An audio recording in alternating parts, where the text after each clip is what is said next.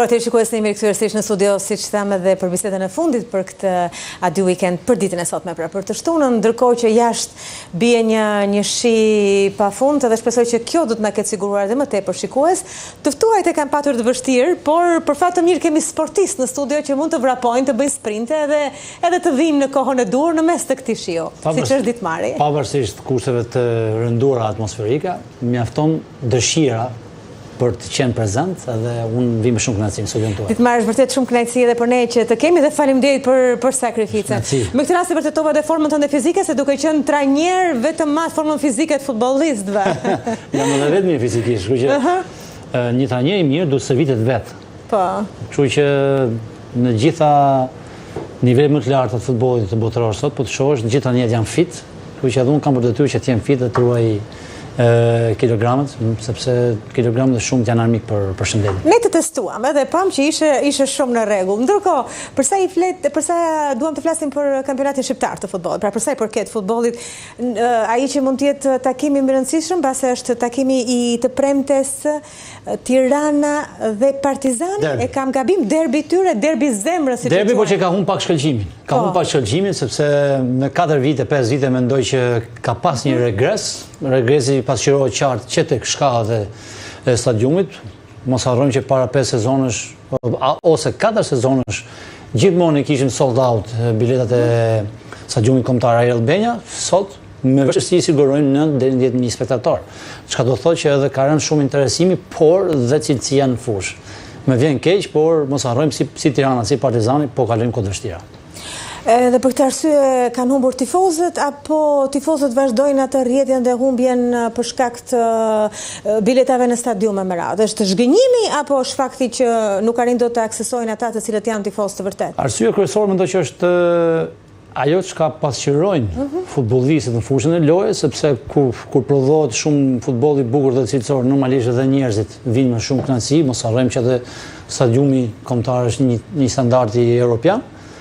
Por, që jemi sinqert, më dhëm shumë kjo pjesa, me kam shumë vështirë ta them, por cilësia nuk arrin që të përmbush atë lloj investimi që është bërë shkallë. Ku qëndron ngërçit të dy skuadrat të cilat nuk po japin maksimumin e tyre dhe atë që presin tifozët? Partizani mendoj që është Partizani më i dobët i 7 sezonave të fundit. Ka shumë largime, ka afrime do thoja, por pavarësisht se ka shumicën e lojtarëve ka të rinj dhe shqiptar, por nuk po arrin ende që të lidhen dhe shkojnë aty ku ky emri i madh e meriton që të shkojë. Pra ka shumë probleme. Ndërsa Tirana pasaj e shikojnë në gjendje kome. Mos harrojmë do thoya këto 5 javë ka zhgënjur totalisht me performancat e saj dhe që ky emër shumë i madh të jetë në këto lloj gjendje janë sirena alarmi. Mendoj që Tirana me afrimin që ka bërë nuk ka goditur në asnjë futbollist. Përkundrazi ka marrë futbollist në nivelin e futbollistëve shqiptar.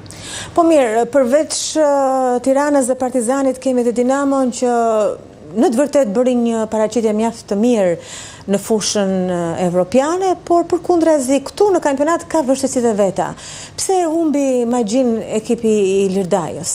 Magjia është shumë e thjeshtë për të shpjeguar pse humbet. Largohet i Todo, largohet dhe Zabërgja, dy lojtarë që bënë diferencën në kampionatin shqiptar, shiten do thoya për një shifër rekord. Dhe klubi e pat arsyeshëm për të shitur sepse ishte momenti i tyre më i mirë, përfitojnë një shumë të majme financiare, por Dinamo ndryshe nga Tirana dhe Partizani prodhon lojë, krijon raste, nuk ka finalizimin e Todos dhe shpërthimin dhe krijimin e superiorit numerik siç e bënte Zabërgja, por janë futbollistë si Nani që krijon volum loje, por nuk është shumë efikas para portës. Por Dinamo do rikthehet në rrugën e mbar sepse si stafi teknik, si presidenta, por dhe organike lojtarëve që ka të ngrohen për një vazhdimsi më të mirë. Ndërkohë, po sot që nga ora 16 ka filluar përballja mes Tiranës dhe Dinamos apo jo? Në këtë moment është 1-2 për Dinamon. Çfarë mund thuash deri tani për këtë ndeshje, ku përsëri janë duke përplasur dy ekipet të kryeqytetit? Pjesa e parë totalisht dominuar nga Dinamo, dyfishon rezultatin Lorenzo Villa, por rikthehet Tirana me një penallti që filloi dhe u zgjua. Më pëlqeu Tirana, por Dinamo është ekip shumë cinik. Në këtë moment që flasim mund të ketë ndonjë ndryshim rezultati, por mendoj gjithmonë që do jetë në krahun e Dinamos. E kuptoj. Ndërkohë që nëse flasim shpejt edhe për sfidat e mëdha të Series A për këtë fundjavë apo jo, sepse duket se super sfida është Milan-Napoli. Tani unë jam tifoz milanist. Mos më prit. Më që të u shpresoj që ti jesh i panshë. Jo, nuk